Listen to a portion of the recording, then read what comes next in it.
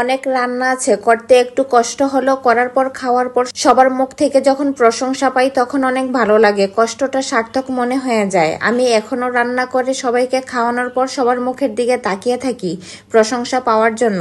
আসসালামু আলাইকুম, কেমন আছেন সবাই? অনেক দিন পর আমি চলে আসলাম মজার একটা রেসিপি নিয়ে। আজ আমি তৈরি করে দেখাবো ফলি মাছের কোপ্তা। এই রেসিপিটা নতুন কোনো রেসিপি না, সেই ছোটবেলা থেকেই আমার নানু আমাদেরকে বানিয়ে খাওয়াতো, আর এখন আমি সেই রেসিপিটাই বানিয়ে সবাইকে খাওয়াই। আমি এই ফলি মাছগুলো ভালো করে মাজনি দিয়ে ঘষে ঘষে পরিষ্কার করে নিয়েছি। এই যে আমি ফলি মাছগুলো ভালো করে চারপাশের কাঁটাগুলো কেটে নিলাম। এমনভাবে কাটতে হবে যাতে একটু ছেঁচা দিলেই ভিতর থেকে মাছের কিমাগুলো বেরিয়ে আসে। চারপাশের কাঁটাগুলো কাটা হলে মাছগুলো ভালো করে ধুয়ে পানি জড়িয়ে নিব। তারপর আমি পলিথিনের ব্যাগে ভরে সেঁচে নিব। পলিথিনে ভরে সেঁচলে মাছের ভিতরের মাংসটা ছিটকে চারিদিকে পড়ে না, না হয় জামা কাপড় ভরে যায়।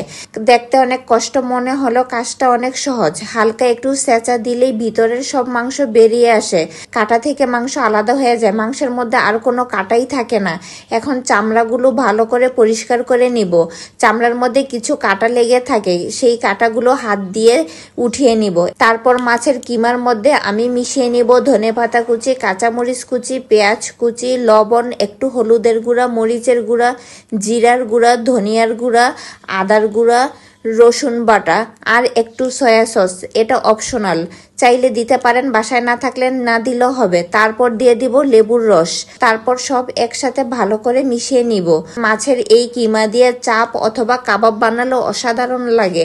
মাখার সময় এত সুন্দর একটা ঘ্রাণ বের হয়, মন চাই এভাবেই খেয়ে ফেলতে। তারপর মাছের চামড়াটা বিছিয়ে নিব, তার মধ্যে ভিতরের একটা পাশে পুর ভরে নিব, তারপর অন্য পাশ দিয়ে ঢেকে নিব। একদম আগের মাছের আকৃতি হয়ে যাবে। এভাবে আমি সবগুলো করে নিব। এভাবে করে ডিপ ফ্রিজে সংরক্ষণ করা যায়। আমার বাসায় এই মাছ আনলে আমি অন্য কোনোভাবে রান্না করি না, শুধু এই কোপ্তার জন্য রেখে দিই।